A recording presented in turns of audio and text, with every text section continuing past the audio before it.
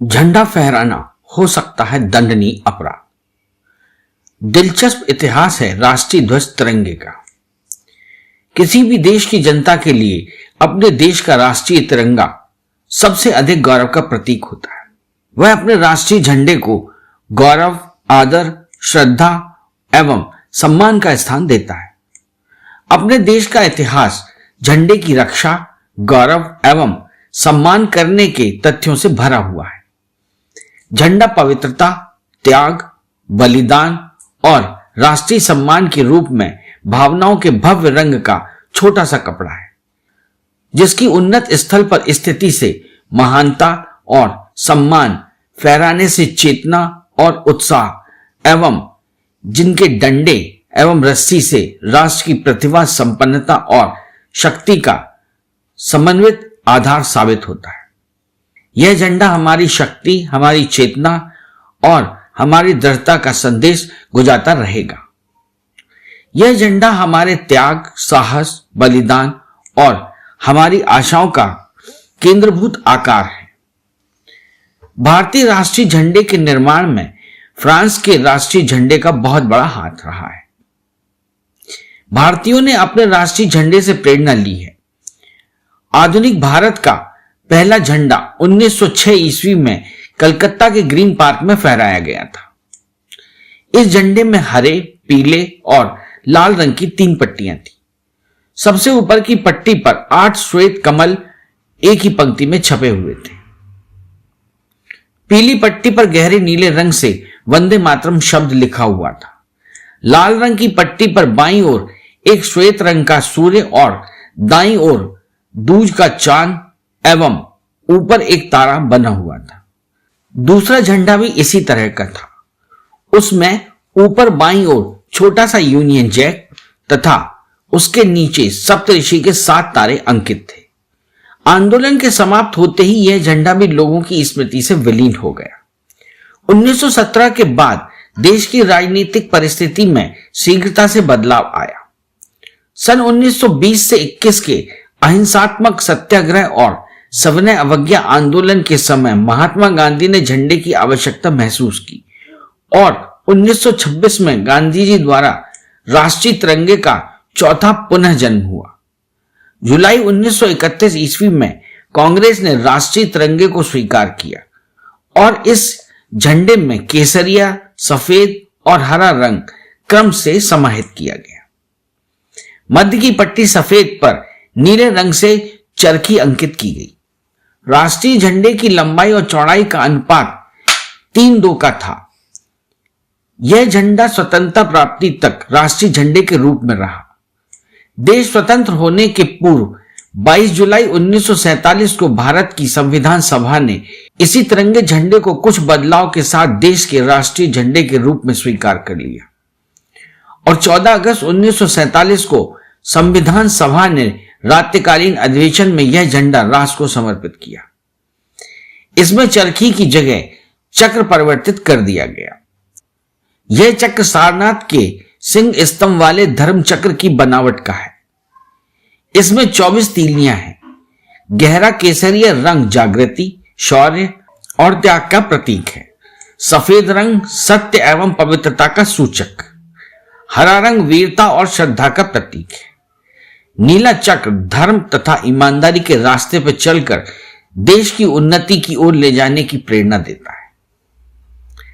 स्वदेशी भावना तथा आंदोलन के परिणाम स्वरूप झंडे का कपड़ा खद्दर ही चुना गया। राष्ट्रीय तिरंगा फहराने के संबंध में भारत सरकार ने कुछ नियम बनाए, जिनका पालन करना हम भारतीय नागरिकों का परम कर्तव्य और धर्म है। राष्ट्रीय तिरंगा फहराने के समय यह ध्यान रखना चाहिए कि राष्ट्रीय झंडे के दाहिने ओर और इसके ऊपर कोई अन्य झंडा न फहरा रहा हो। झंडे को लिटाकर या झुकाकर नहीं ले जाना चाहिए। जुलूस में तिरंगा ध्वजवाहक के दाएं कंधे पर रहना चाहिए। भवन आदि पर झंडे के सहारे ध्वज फहराना हो तो केसरिया भाग ऊपर रहना चाहिए। आज भी और भविष्य में भी हमारा झंडा उन्नत शिखर पर फहराते हुए हमारी शक्ति, दृढ़ कर्तव्य, निष्ठा और स्वाधीनता की प्रतिज्ञा याद दिलाता रहेगा। 15 अगस्त और 26 जनवरी को झंडा फहराने के अंतर इस प्रकार है। जिस दिन से भारत आजाद हुआ है उस दिन से लेकर आज तक भारत के हर प्रधानमंत्री ने लाल किले से ध्वजारोहण किया है। दरअसल जिस दिन भारत को आजादी मिली थी उस दिन ब्रिटिश सरकार ने अपना झंडा उतार कर भारत के तिरंगे को ऊपर चढ़ाया था। इसीलिए इस प्रक्रिया को ध्वजारोहण कहा जाता है। 26 जनवरी को फहराया जाता है झंडा। जैसा कि आप सभी जानते हैं कि 26 जनवरी को हमारे देश का संविधान लागू हुआ था। इसीलिए उस दिन ऊपर से बंधे झंडे को केवल फहराया जाता है।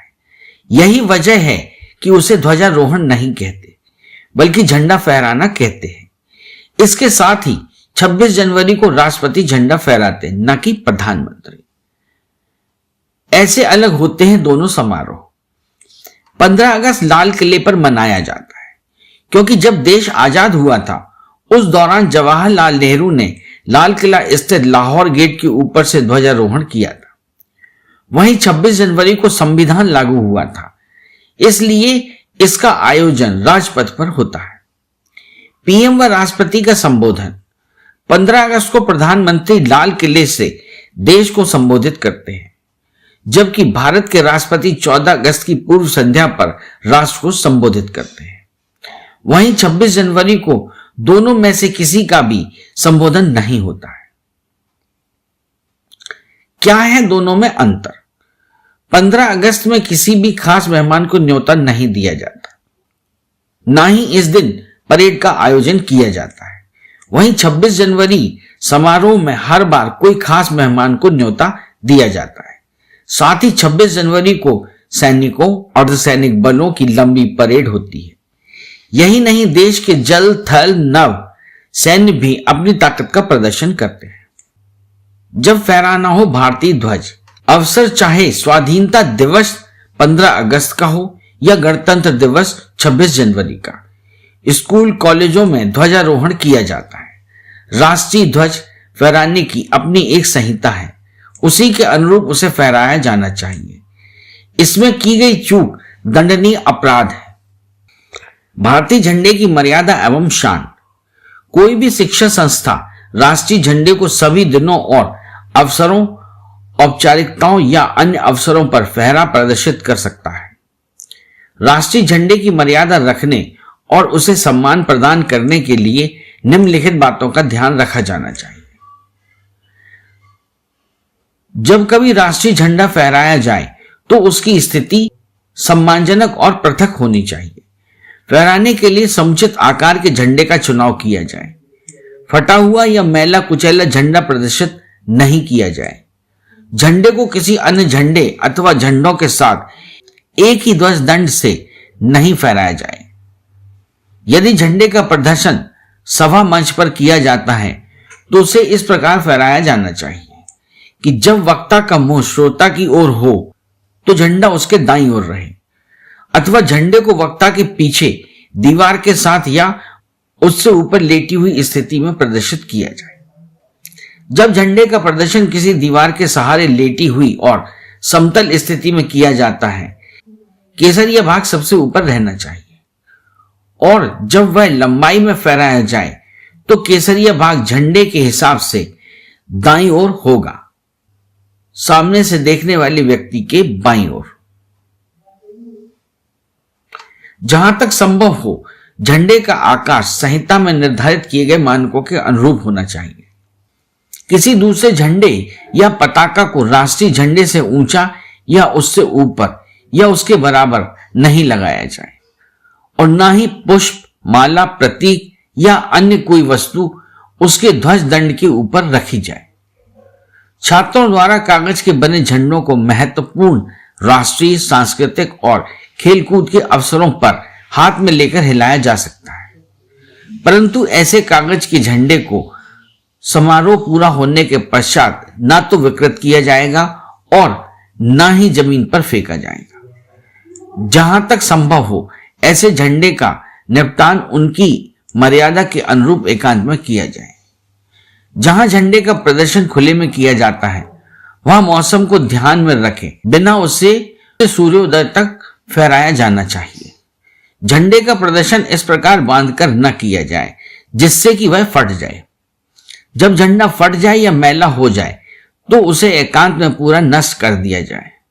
बेहतर होगा कि यदि उसे जलाकर या उसकी मर्यादा के अनुकूल किसी अन्य तरीके से नष्ट किया जाए। ध्वजारोहण की हिदायतें। शैक्षणिक संस्थाओं, स्कूल, कॉलेज, खेल शिविर, स्काउट शिविर आदि में राष्ट्रीय झंडा फहराया जाए ताकि मन से झंडे का सम्मान करने के लिए प्रेरणा दी जा सके। मार्गदर्शन के लिए हिदायतें नीचे दी गई हैं। स्कूल के विद्यार्थी इकट्ठे होकर एक खुला वर्गाकार बनाएं। इस वर्ग में 3 तरफ विद्यार्थी खड़े होंगे और चौथी तरफ बीच में झंडा होगा। प्रधानाध्यापक, मुख्य छात्र और झंडे को फहराने वाला व्यक्ति झंडे से 3 कदम पीछे खड़े होंगे। छात्र कक्षा क्रम में 10-10 के दल में खड़े होंगे और वे एक दल के पीछे दूसरे दल के क्रम में रहेंगे। कक्षा का मुख्य छात्र अपनी कक्षा की पहली पंक्ति की दाईं ओर खड़ा होगा और कक्षा अध्यापक अपनी कक्षा की अंतिम पंक्ति से 3 कदम पीछे बीच में खड़ा होगा। कक्षाएं वर्गाकार में इस प्रकार खड़ी होंगी कि सबसे बड़ी कक्षा दाईं ओर रहेगी और उसके बाद वरिष्ठता क्रम से अन्य कक्षाएं खड़ी होंगी। हर पंक्ति के बीच में कम से कम 1 कदम का फासला होना चाहिए और हर कक्षा के बीच में समान फासला होना चाहिए। जब हर कक्षा तैयार हो जाए तो कक्षा का नेता आगे बढ़कर स्कूल के चुने हुए छात्र नेता का अभिवादन करेगा। जब सारी कक्षाएं तैयार हो जाएं, तो स्कूल का छात्र नेता प्रधानाध्यापक की ओर बढ़कर उनका अभिवादन करेगा। प्रधानाध्यापक अभिवादन का उत्तर देगा। इसके बाद झंडा फहराया जाएगा। इसमें स्कूल का छात्र नेता सहायता कर सकता है। स्कूल का छात्र नेता जिसे परेड का भार सौंपा गया है, झंडा फहराने के ठीक पहले परेड को सावधान हो जाने की आज्ञा देगा। परेड कुछ देर तक सलामी की अवस्था में रहेगी और फिर कमान आदेश पाने पर सावधान की अवस्था में आ जाएगी। झंडे को सलामी देने के बाद राष्ट्रीय गान होगा।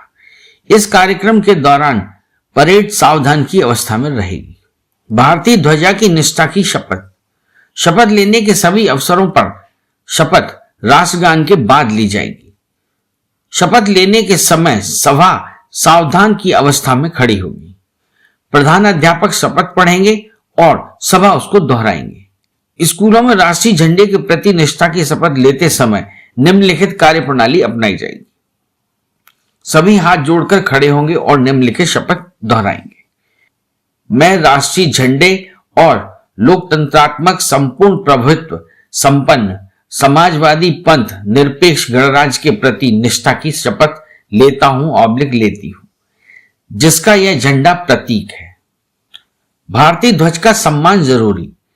किसी व्यक्ति या वस्तु को सलामी देने के लिए झंडे को झुकाया नहीं जाएगा। झंडे को आधा झुकाकर नहीं फहराया जाएगा, सिवाय उन अवसरों के जब सरकारी भवनों पर झंडे को आधा झुकाकर फहराने का आदेश जारी किया गया हो।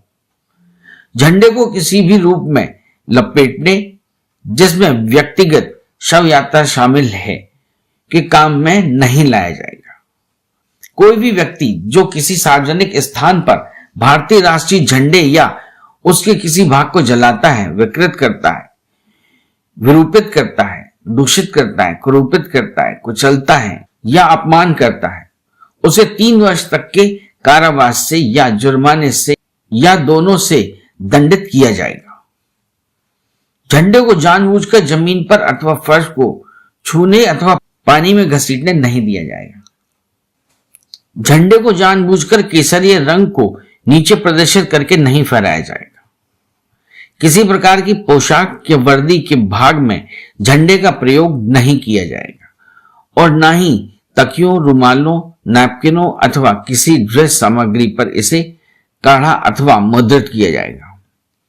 झंडे पर किसी प्रकार के अक्षर नहीं लिखे जाएंगे। झंडे को किसी वस्तु को प्राप्त करने, देने, पकड़ने अथवा लेने जाने के पात्र के रूप में प्रयोग नहीं किया जाएगा। किसी प्रतिमा के अनावरण के अवसर पर झंडे को सम्मान के साथ और पृथक रूप से प्रदर्शित किया जाएगा। और इसका प्रयोग प्रतिमा अथवा स्मारक को ढकने के लिए नहीं किया जाएगा। झंडे का प्रयोग ना तो वक्ता की मेज को ढकने और ना ही वक्ता के मंच को सजाने के लिए किया जाएगा। झंडे को वाहन, रेलगाड़ी, नाव अथवा वायुयान की टोपदार छत ऊपर, बगल अथवा पीछे से ढकने के काम में नहीं लाया जाएगा। झंडे का प्रयोग किसी भवन में पर्दा लगाने के लिए नहीं किया जाएगा। अरे हाँ, इस चैनल को लाइक और सब्सक्राइब करना ना भूलें। देखते रहिए बंजारा बीट्स।